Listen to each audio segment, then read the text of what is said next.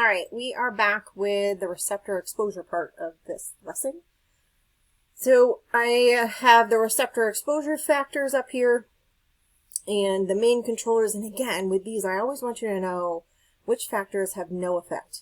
Okay, so mass and kVp are going to both affect receptor exposure. OID does not. Focal spot size does not. Motion and angle. Okay. So we're going to go through these and how they affect them either directly or indirectly for receptor exposure. So receptor exposure essentially is the amount of radiation hitting your image receptor. What makes it through? What makes it all the way to the end?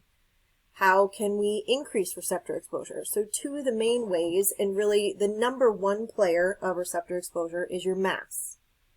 Your mass controls the quantity, or your beam quantity. It controls the number of your X-ray photons.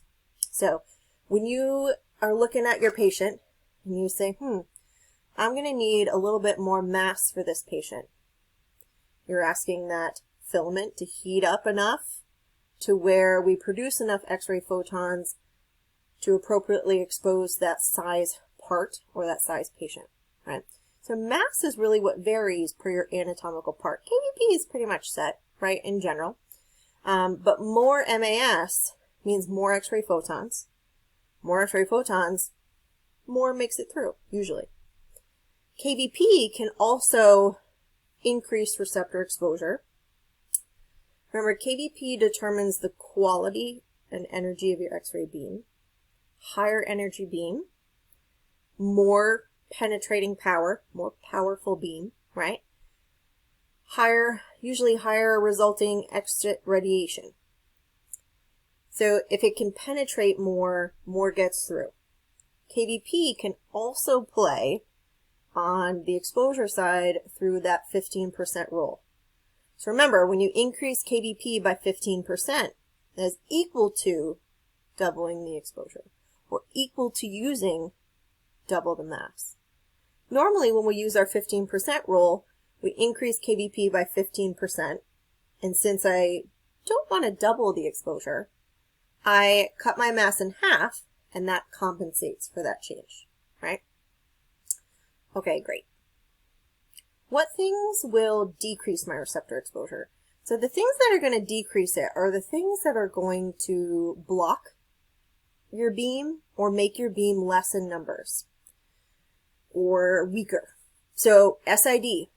If you increase SID, and when I say increase SID, I mean get farther away.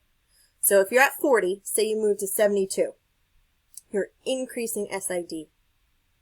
You are going to decrease that beam. Okay, it's less. Grids. We talked about grids a little bit already with the contrast, but what do grids do? Grids are going to absorb the scatter radiation. They're taking away the total number of the beam reaching that image receptor. Higher grid ratio, more absorbing power, more lead lines, right? So a 12-to-1 will decrease receptor exposure more than a 5-to-1, less lines. Tube filtration.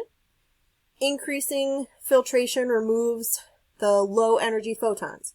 More filtration, more removal.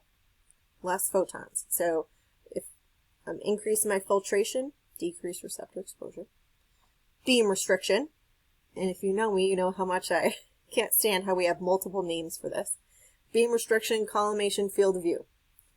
Increased beam restriction or increased collimation means you're getting smaller. Your light field is getting smaller. Whenever you collimate in, your beam is smaller, so smaller beam, less receptor exposure. Increased field of view is opposite. Increased field of view is bigger. That would increase receptor exposure. So watch those terms, okay? Anode heel effect. Oh, I'm going to go through this in my next slide a little bit more specifically. Remember the anode heel effect.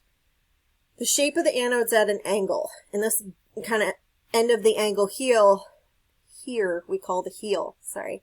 So the heel of the anode, depending on the position of it, will either increase or decrease that heel effect. And that adjustment will change that, and we'll talk about that in a second. And then patient factors. So the size of your patient, and then if there's certain pathologies that would absorb more of the beam, so your more dense things would absorb more than, say, those destructive ones that might be leaving lucencies or things like that. So I'm going to come back with that anode heel one because that one tends to confuse some people.